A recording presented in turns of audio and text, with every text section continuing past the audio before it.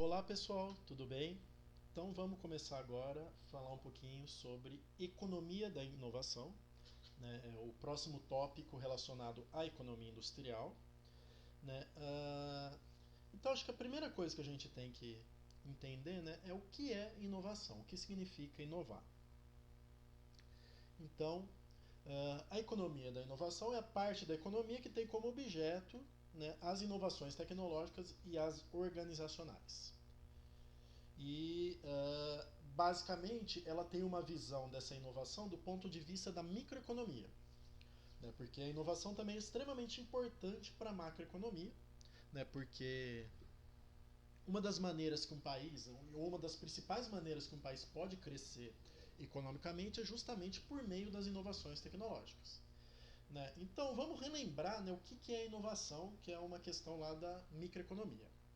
Então a gente tem um conceitinho chamado de função-produção. O que é a função-produção? Função-produção é uma função que relaciona a quantidade produzida, e isso pode ser tanto do ponto de vista micro, né, de uma empresa, ou seja, a quantidade de cadeiras produzidas por uma empresa que produz cadeiras, quanto do ponto de vista da economia como um todo, né, pensando no PIB. Né, então é a quantidade produzida em função dos fatores de produção, de capital e trabalho, né, em função do quanto de capital foi investido na produção e o quanto de trabalho foi investido na produção. Então, para aumentar a produção, basicamente eu posso mexer nessas duas variáveis, né? Eu posso aumentar a quantidade de capital na produção. Isso pode se dar de muitas maneiras, né? Comprando uma máquina nova, aumentando as instalações, né? Então, investindo dinheiro mesmo no processo produtivo e aumentar o capital. Isso pode fazer a economia crescer. Ou aumentando a quantidade de trabalho, contratando mais gente, ou fazendo as pessoas que já trabalham lá fazer mais horas extras, né? E do ponto de vista da economia como um todo, isso também é válido, né? Então eu posso aumentar o PIB, né? Aumentar o produto interno bruto de um país, fazendo com que tenha mais investimentos, né? Que as empresas investam mais, ou que o governo invista mais em obras públicas, por exemplo. E o trabalho do ponto de vista nacional já não é mais tão fácil, né, de se aumentar. Então o investimento é um dos principais fatores que aumenta a produção. Só que existe uma terceira maneira que serve tanto para micro quanto para macro, e aqui na economia industrial a gente vai ver do ponto de vista mais micro, que é a inovação. Então o que é a inovação? A inovação é a gente conseguir aumentar a produção sem mexer nem no capital e nem no trabalho, mexendo na função. Não, mexendo naquela função que relaciona capital e trabalho com quantidade produzida. Então eu não mexo nem numa coisa nem na outra, eu mexo na função. E isso é a inovação tecnológica. Então a função produção ela representa o grau de conhecimento que está embutido na produção. É o que a gente chama de tecnologia. Então quando a gente faz uma inovação, a gente está mexendo nesse grau de conhecimento. A gente está incorporando novos conhecimentos à produção e a gente consegue ganhar mais dinheiro com a produção, né? Sem aumentar investimento, né? Sem aumentar capital e sem aumentar o trabalho. Então, o principal autor que estudou a inovação e quem, vamos dizer assim, inaugurou essa questão da economia da inovação foi um economista chamado Joseph Schumpeter. Então, Schumpeter, lá em 1912, ele escreveu um livro bastante importante sobre a economia da inovação, né? E ele foi um dos principais teóricos que estudou a inovação. Bom, vamos entender o que é uma mudança tecnológica. Né? Uma inovação tecnológica é uma mudança tecnológica positiva. Né? Então é algo que é um aumento do grau de conhecimento no processo produtivo. Então isso a gente chama de uma mudança tecnológica ou de uma inovação. Então, como que essa inovação tecnológica, essa mudança tecnológica pode se dar? Então, tecnologia é o grau de conhecimento embutido na produção. Muitas vezes a gente pensa em tecnologia, né, em um aumento de tecnologia, principalmente pensando em produtos. Né? Então toda vez que se produz um novo bem ou produto que não existia, a gente chama isso de uma inovação, né, de uma mudança tecnológica. Mas esse é só um aspecto por exemplo, um celular novo, né, um celular que não existia, aí ele vem lá com uma câmera super potente, né, ou ele é mais rápido, ou ele tem mais memória, então isso são inovações. Mas esse é só um aspecto da inovação, porque eu também tenho inovações metodológicas, né? Informações organizacionais, quando eu fazia as coisas de um jeito, as tarefas de um jeito, passei a fazer de um outro jeito mais eficiente, né? Eu mudei o jeito de organizar minha produção, de produzir. Isso também pode-se dizer que é uma mudança tecnológica. Ou quando eu uso um novo insumo, então quando eu passo a usar um novo material, né, que seja mais leve ou mais resistente, ou então eu faço uma mudança de matéria-prima, adapto uma matéria-prima, descubro uma matéria-prima nova, também eu chamo de uma mudança tecnológica. Então qualquer mudança, seja no resultado ou seja no jeito de se produzir, é uma mudança tecnológica, né, porque eu estou mudando o conhecimento embutido na produção. Então, tecnologia tem a ver com conhecimento, né, com grau de conhecimento sobre a produção, e qualquer mudança eu chamo isso de inovação. Como que se dão as mudanças tecnológicas? As mudanças tecnológicas nascem a partir do P&D.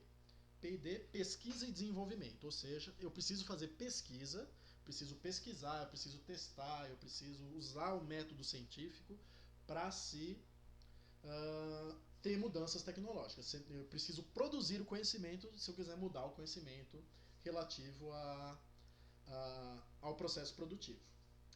E nem toda pesquisa e desenvolvimento ocorre dentro da empresa, né? Então, muita da pesquisa e desenvolvimento ocorre, por exemplo, em universidades, e a empresa acaba abarcando isso de diferentes formas. E nem toda pesquisa e desenvolvimento ocorre num departamento de pesquisa e desenvolvimento. Então, muitas empresas têm, né, o departamento de P&D, o departamento de pesquisa e desenvolvimento, mas muitas vezes a inovação e essa produção de conhecimento acontece no chão de fábrica, acontece em interações do dia a dia, né? Então também pode ser produzido conhecimento dessa forma. Então as inovações ocorrem das mais diferentes maneiras e estão espalhadas por toda a empresa. Mas obviamente ter um departamento que centraliza a atividade de P&D pode ser uma grande ajuda e uma maneira de otimizar, né, essas mudanças tecnológicas. E não basta também eu ter pesquisa e desenvolvimento, não basta eu também pesquisar e resolver problemas, eu também tenho que incorporar os resultados, né, dessa pesquisa e desenvolvimento em produtos, processos ou formas organizacionais. Então eu tenho duas atividades para se mudar a mudança tecnológica, e as duas têm que ocorrer muito bem. Eu preciso pesquisar, ou seja, eu preciso produzir conhecimento e eu preciso incorporar esse conhecimento no processo produtivo. Então, o setor de P&D ou a universidade e a empresa, elas têm que ter um contato, e a empresa tem que realmente utilizar esse conhecimento que ela produz, né, para eu ter realmente uma mudança tecnológica. Bom, quando a gente fala em pesquisa e desenvolvimento, a gente pode dividir em 3 tipos de atividade. Primeira atividade é a pesquisa básica. Pesquisa básica, ela é um trabalho teórico ou experimental que é empreendido para compreender fatos e fenômenos da natureza que não necessariamente vão ter uma aplicação prática. Então, não necessariamente eu preciso ter uma aplicação prática, né? Simplesmente quando eu avanço na compreensão do universo, compreensão das bases da ciência, seja na física, na química, na biologia, em qualquer área do conhecimento, ou mesmo na matemática, ou nas ciências sociais, nas ciências organizacionais, isso eu chamo de pesquisa básica, porque ela não vai ter uma aplicação prática. Quem faz pesquisa básica? Empresas podem fazer pesquisa básica? Podem, mas não é comum. Então, a gente tem grandes exemplos de conhecimentos científicos, né, que nasceram em grandes empresas, né, e que investiam em pesquisa básica, né, que investiam e que estavam tentando estar sempre à frente dos seus concorrentes. Então elas iam além da questão puramente tecnológica, né? Elas queriam realmente investir em ciência e descobrir conhecimentos científicos novos. Então, um exemplo que me vem na cabeça é a Xerox. A Xerox, ela tem, durante toda a sua história, né, ela tem grandes avanços em termos de pesquisa científica que surgiram lá na Xerox.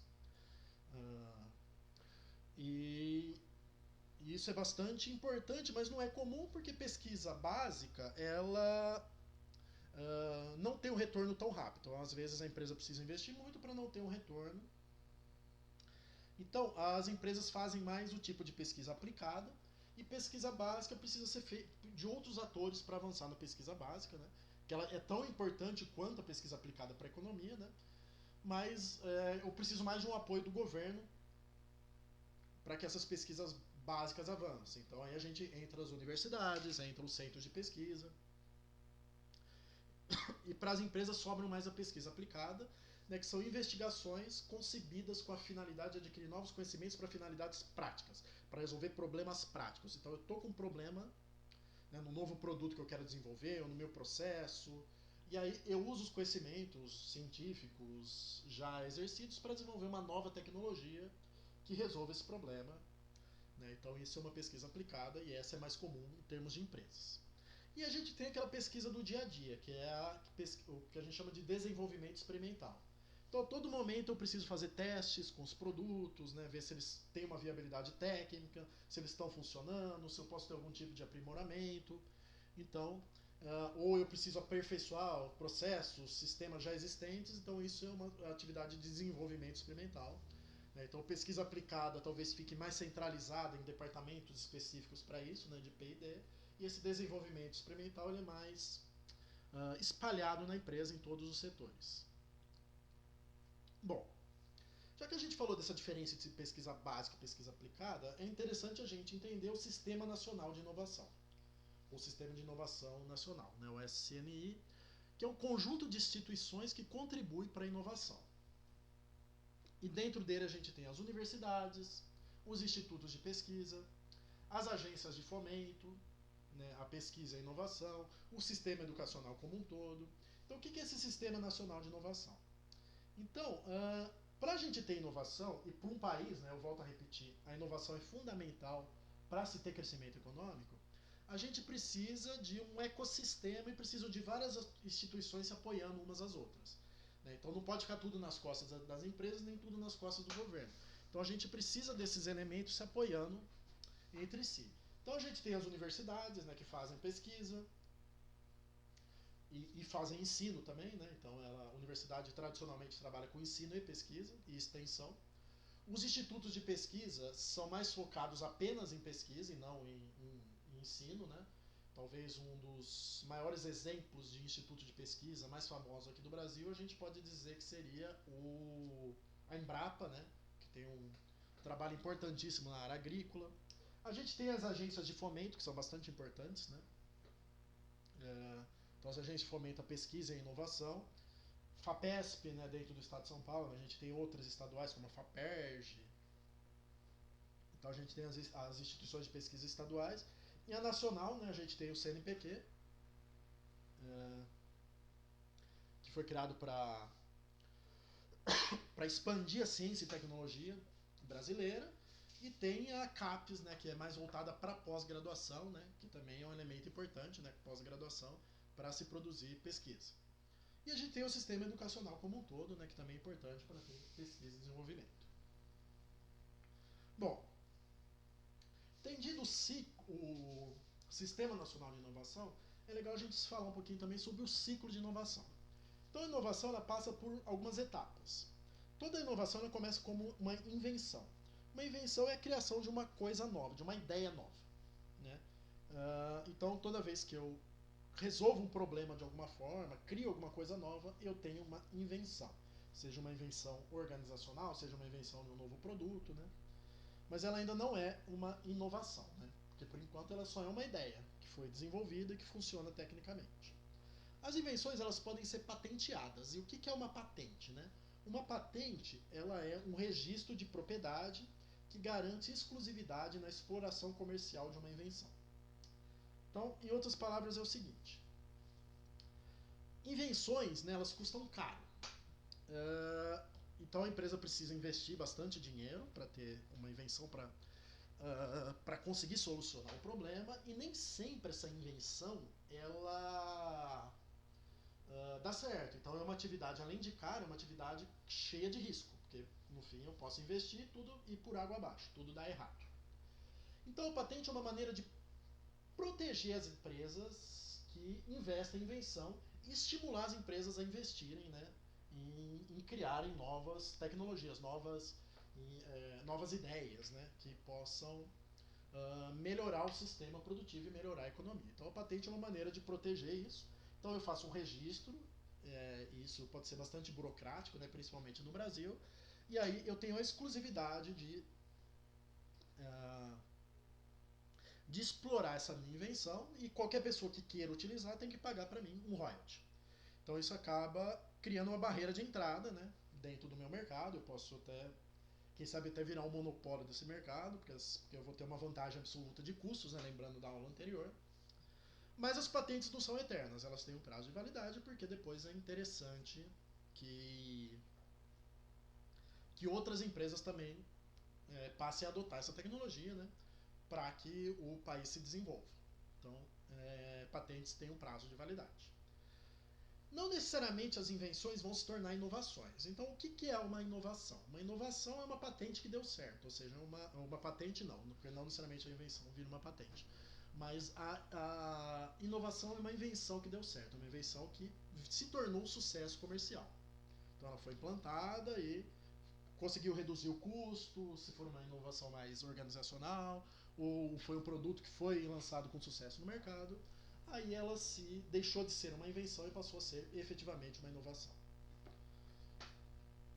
Porque invenções por si só, né, como eu falei, elas podem não dar em nada, né, e aí eu não posso dizer que isso contribuiu para a economia do país, então. Então, o que contribui para a economia do país são as inovações, que são as invenções que têm um sucesso, né, têm um sucesso mercadológico. E aí, em alguns casos, o ciclo pode se completar e a invenção que vira inovação pode se tornar uma imitação ou difusão, que é quando outras empresas começam a copiar.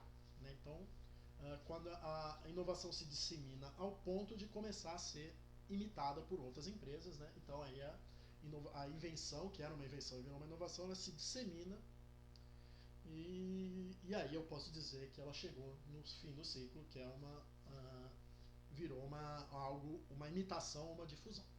Não necessariamente toda invenção vai virar uma inovação e não necessariamente toda inovação vai virar uma difusão. Mas em alguns casos, né, a gente tem exemplos, né, por exemplo, o smartphone. Né? Então ele começou como uma invenção dentro do departamento de P&D de alguma empresa, virou um sucesso comercial e depois logo passou a ser imitado. Bom, isso é uma terminologia bastante comum, né, que é legal vocês saberem, que é que existem dois tipos de inovação, que é a inovação radical, né, que é aquela inovação que parte do zero, né, então ela é resultado de uma nova invenção que foi utilizada para resolver algum problema muito específico.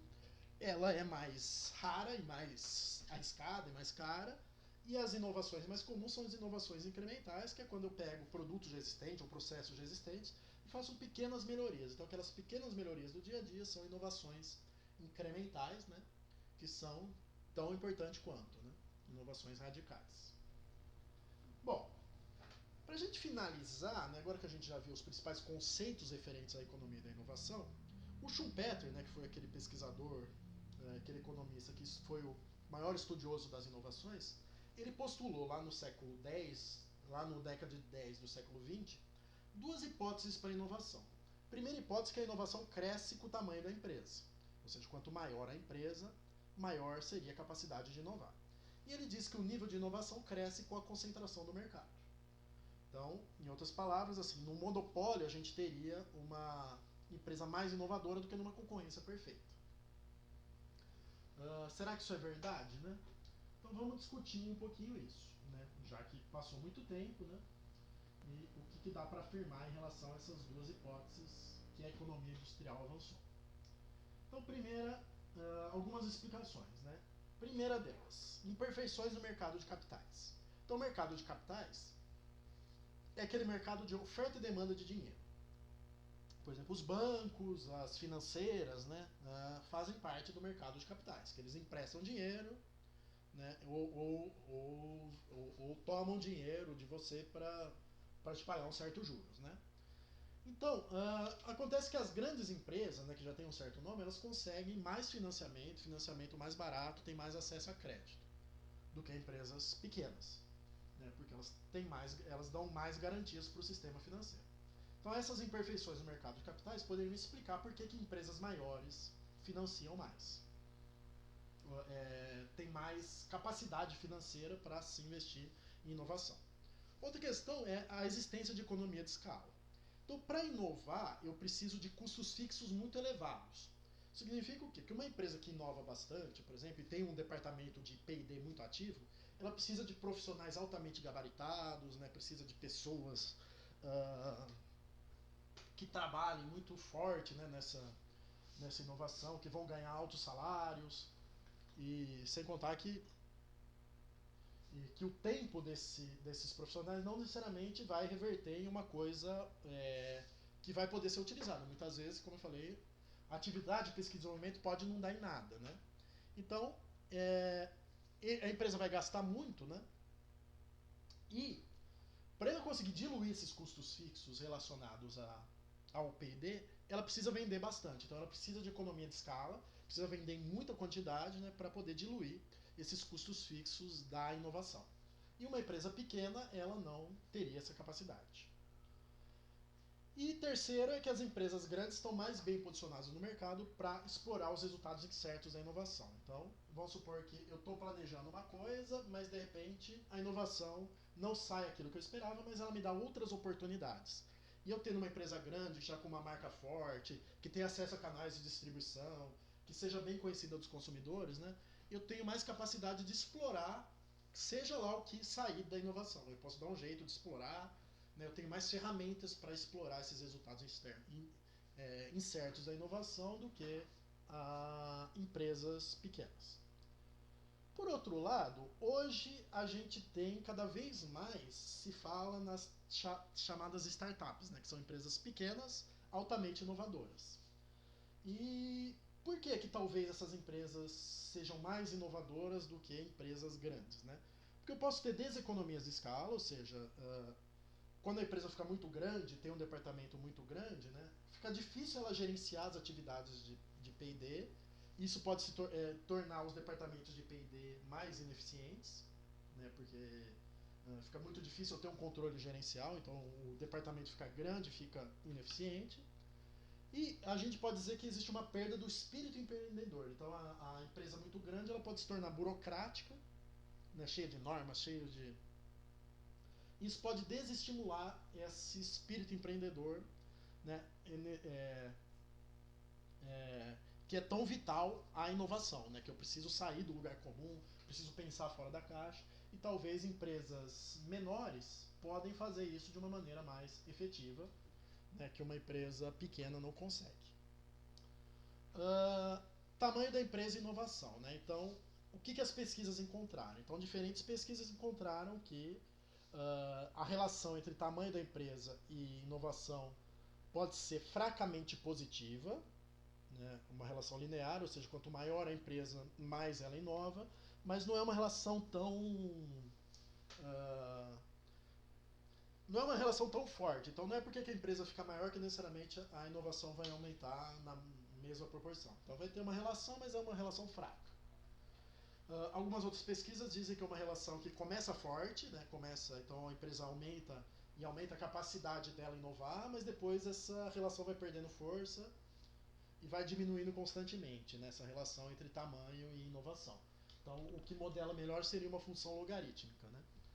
Então ela vai perdendo um pouco, né, de força na inovação conforme ela vai crescendo, né? Então tem o crescimento possibilita que a empresa inove mais, mas isso vai perdendo a força com o tempo. E tem algumas pesquisas que acharam uma relação negativa, né, que o tamanho da empresa diminui, mas também de forma fraca.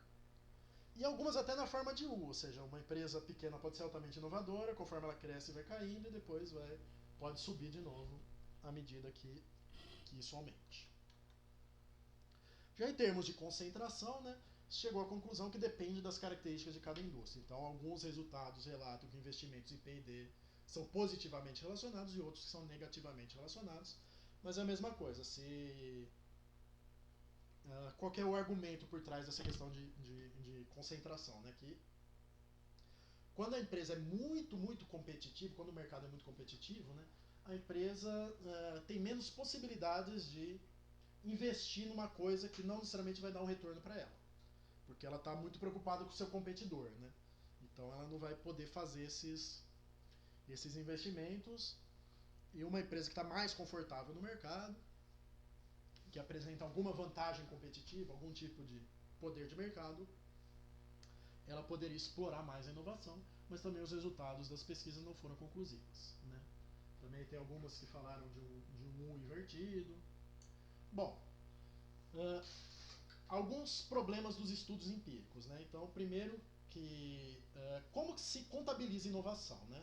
Então, as principais maneiras de se contabilizar a inovação é você contabilizar as despesas que a empresa tem com atividades em P&D ou contabilizar as patentes, né? Então, qual que é o problema disso? Então, se eu contabilizar apenas atividades de P&D, eu não vou contabilizar aquela inovação que ocorre no chão de fábrica, nas interações do dia a dia. Então, lá também ocorre pesquisa e desenvolvimento.